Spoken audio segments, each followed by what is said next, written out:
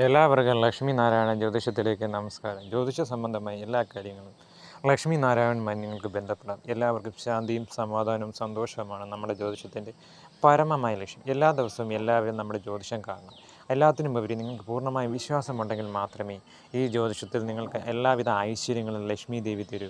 എല്ലാവർക്കും ഈ പൂജയിൽ പങ്കെടുക്കുന്ന എല്ലാവർക്കും ഐശ്വര്യങ്ങൾ ഓരോ ദിവസം ധാരാളമാർക്കും 2-3 വട്ടമായിട്ട് ഐശ്വര്യങ്ങൾ വരുന്നു. ലോട്ടറി അടിക്കുന്നു, അതുപോലെ തന്നെ വസ്തു മേടിക്കാൻ പറ്റുന്നു, ജോലി ലഭിക്കുന്നു, സാമ്പത്തികമായി എല്ലാ ഉയർച്ചയുമാണ് നമ്മുടെ പൂജയുടെ ഫലമായി ഉണ്ടാകുന്നത്. കാരണം അവർക്ക് നമ്മളിലുള്ള വിശ്വാസമാണ്. അതുകൊണ്ടാണ് 2-3 വട്ടം തന്നെ ആൾക്കാർക്ക് ഭാഗ്യങ്ങൾ വന്നു ചേരുന്നത്. അതുകൊണ്ട് നിങ്ങളെല്ലാം പൂർണ്ണമായി വിശ്വസിച്ചു എല്ലാ ദിവസവും കമൻറ്റ് ബോക്സിൽ പേര് നാളും ഇട്ട് കഴിഞ്ഞാൽ നിങ്ങൾക്ക് എല്ലാവർക്കും ഉണ്ട്. അത് എല്ലാവർക്കും നിങ്ങൾ ഷെയർ ചെയ്ത് കൊടുക്കണം.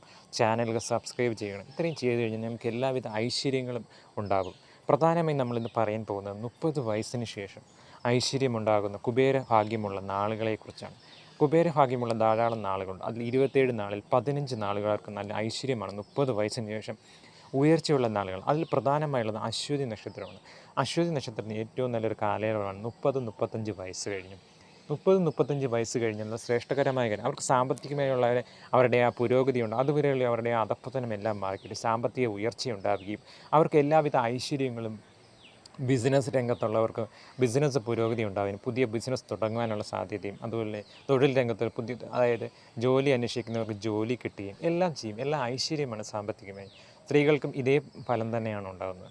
അതുപോലെ തന്നെ വീട്, വസ്തു, വാഹനം എല്ലാം അവർക്ക് സ്വന്തമാകും. ഏകദേശം 30-35 വയസ്സ് കഴിഞ്ഞുണ്ടാകുന്ന ഐശ്വര്യങ്ങളാണ്.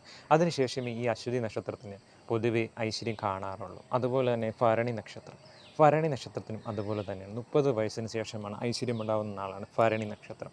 അവർക്കും 30-35 വയസ്സാണ് അവരുടെ ഒരു നല്ല കാലയളവെന്ന് പറയുന്നത്. ആ കാലയളവിലാണ് അവരുടെ കല്യാണം വരെ നടക്കുന്നത്. താമസിച്ചാണ് അവരുടെ കല്യാണ കാര്യങ്ങളെല്ലാം നടക്കുന്നത്. അതുകൊണ്ട് തീർച്ചയായും അങ്ങനെയുള്ള കല്യാണമാണ് അവർക്ക് ശ്രേഷ്ഠകരമായിട്ടുള്ളത്. ബാല്യകാലത്തുള്ള കല്യാണങ്ങളെല്ലാം പൊതുവേ സംതൃപ്തിയില്ലാത്തതാണ്. അതുപോലെയാണ് രോഹിണി നക്ഷത്രം. ഈ നക്ഷത്രത്തിനും പൊതുവെ 30 വയസ്സിന് ശേഷമാണ്, 30-35 വയസ്സിന് ശേഷമാണ് വളരെയധികം സാമ്പത്തിക ഉയർച്ചയും നല്ല ജീവിത രീതിയും ഉണ്ടാകുന്നത്. അതുപോലെ തന്നെ അടുത്താണ് മകയിരനാൾ. മകയിരത്തിനും ഈ 30 വയസ്സിന് ശേഷമാണ് ഏറ്റവും നല്ലൊരു കാലം. അതുപോലെ തന്നെ പുണർതം. പുണർതത്തിന് 30 വയസ്സിന് ശേഷമാണ് ഏറ്റവും ശ്രേഷ്ഠകരമായൊരു ദിവസം, നാളെന്ന് പറയുന്നത്, ആ കാലയളവെന്ന് പറയുന്നത്.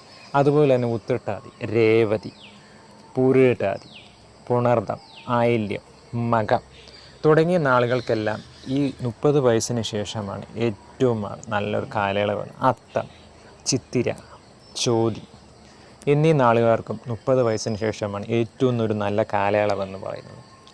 അതുപോലെ തന്നെ ഏറ്റവും ശ്രേഷ്ഠമായൊരു നല്ലതാണ് ഉത്രാടം, ഉത്രം. അവരൊക്കെ നല്ല 30 വയസ്സിന് ശേഷമാണ് അവർക്ക് പൊതുവെ നല്ലൊരു കാലയളവ് എന്ന് പറയുന്നത്. ആ സമയങ്ങളിലാണ് അവർക്ക് എല്ലാ വിധത്തിലുള്ള ഐശ്വര്യങ്ങളും ഭഗവാൻ കൊടുക്കും. അതുപോലെ തിരുവാതിര, തിരുവോണം എന്നിവ അവർക്കെല്ലാം 30 വയസ്സിന് ശേഷമാണ് എല്ലാ വിധത്തിലുള്ള ഐശ്വര്യങ്ങളും വരുന്നത്. പ്രത്യേകിച്ച് സാമ്പത്തികമായി ഉണ്ടാകുന്ന ഉയർച്ച എന്ന് പറയുന്നത് 30 വയസ്സിന് ശേഷമാണ്. ആ 30 വയസ്സിന് ശേഷമാണ് അവർ സാമ്പത്തികമായി നല്ല ലെവലിൽ രാജാവിനെ പോലെ, കുബേരനെ പോലെ ജീവിക്കുന്ന നാളുകാരാണ് ഈ പറഞ്ഞ നാളുകാരെല്ലാം. അവർക്കെല്ലാം 30 വയസ്സിന് ശേഷം ഈ രീതിയിലുള്ള ഐശ്വര്യങ്ങൾ വന്ന് കുമിഞ്ഞുകൂടും എന്നുള്ളതിൽ ഒരു സംശയം. ഇത് നമ്മൾ പൊതുജാതകമാണ് പറയുന്നത്. പക്ഷേ ഈ ജാതകമെല്ലാം സ്ഥിരമാവണമെങ്കിൽ നിങ്ങൾ സ്ഥിരമായി നെയ്വിളക്ക് കത്തിച്ച് പഠിച്ചില്ല. അതുപോലെ എല്ലാ ദിവസവും നാമജപം, ഓം ലക്ഷ്മി നാരായണ, ലക്ഷ്മിയുടെ അഷ്ടോത്തരവും ഇതിൻ്റെ കൂടെ ജപിക്കുകയാണെങ്കിൽ നിങ്ങളുടെ ഐശ്വര്യം ഈ പറഞ്ഞതുപോലെ 30 വയസ്സിന് ശേഷം, 35 വയസ്സിന് ശേഷം ആ കാലയളവിൽ എല്ലാവിധ ഐശ്വര്യങ്ങളും വന്നു ചേരും എന്നുള്ളതിൽ ഒരു സംശയമില്ല. കാരണം എല്ലാം ഒരു മനഃശാസ്ത്രപരമായി ഉള്ളതാണ്. 30 വയസ്സ് നമ്മുടെ മനസ്സിൽ സങ്കല്പിക്കണം. 30 വയസ്സ് കഴിഞ്ഞതാണെങ്കിൽ തീർച്ചയായും നിങ്ങൾക്ക് ഐശ്വര്യം വരുന്ന സമയം സങ്കല്പിച്ച് നിങ്ങൾ ഈ നാമജപം എപ്പോഴും ഫോളോ ചെയ്യും. അതുപോലെ മറ്റുള്ളവരെ സഹായിക്കാൻ ഒരു മനസ്സുമുണ്ടാകും. ഇത്രയും കാര്യങ്ങൾ ചെയ്തു കഴിഞ്ഞാൽ 30 വയസ്സിന് ശേഷം നിങ്ങളുടെ വയസ്സായെങ്കിൽ തീർച്ചയായും നിങ്ങളുടെ സമയമായി ഈ പറഞ്ഞ നാളുകാർക്കെല്ലാം അവർക്ക് എല്ലാ വിധത്തിലുള്ള ഐശ്വര്യങ്ങളും വരും. മറ്റുള്ളവരെ സ്നേഹിക്കുകയും സഹായിക്കുകയും ചെയ്യുകയും അതുപോലെ തന്നെ നിങ്ങൾ ജോലി ചെയ്യാൻ ഊർജ്ജം കിട്ടുകയും ചെയ്യുക. നിങ്ങൾക്ക് വിജയിക്കാൻ സാധിക്കും. അതിനുവേണ്ടിയുമാണ് മന്ത്രജപം. മന്ത്രജപം എപ്പോഴും ശിവൻ്റെ പഞ്ചാക്ഷരി മന്ത്രം 108 തവണ, ലക്ഷ്മിയുടെ അഷ്ടോത്തരം ജപിക്കുക. അതുപോലെ തന്നെ ഓം ലക്ഷ്മി നാരായണ എന്ന മന്ത്രം, ഓം നമോ നാരായണ എന്ന മന്ത്രവും 108 തവണ. ഇതെല്ലാം ജപിച്ചു കഴിഞ്ഞാൽ നിങ്ങൾക്ക് ഊർജ്ജം കിട്ടിക്കഴിഞ്ഞാൽ നിങ്ങൾക്ക് വിജയിക്കാൻ സാധിക്കും. പ്രത്യേകിച്ച് നല്ല കാലയളവാണ് 30 വയസ്സ് കഴിഞ്ഞാലുള്ള ഓരോ. ആ കാലയളവിൽ നിങ്ങൾക്ക് വിജയിക്കാൻ സാധിക്കും എന്നുള്ളതിൽ ഒരു മാറ്റവുമില്ല. അതിനുവേണ്ടിയാണ് ഈ പൂജകളൊക്കെ ചെയ്യുന്നത്. സ്ഥിരമായി വിളക്ക് കത്തിക്കുകയും ഈ പറയുന്ന മന്ത്രങ്ങൾ ജപിക്കുകയും ചെയ്താൽ നിങ്ങൾക്ക് എല്ലാവിധ ഐശ്വര്യങ്ങളും ലക്ഷ്മി നാരായണൻ തരും. ഓം ലക്ഷ്മി നാരായണ.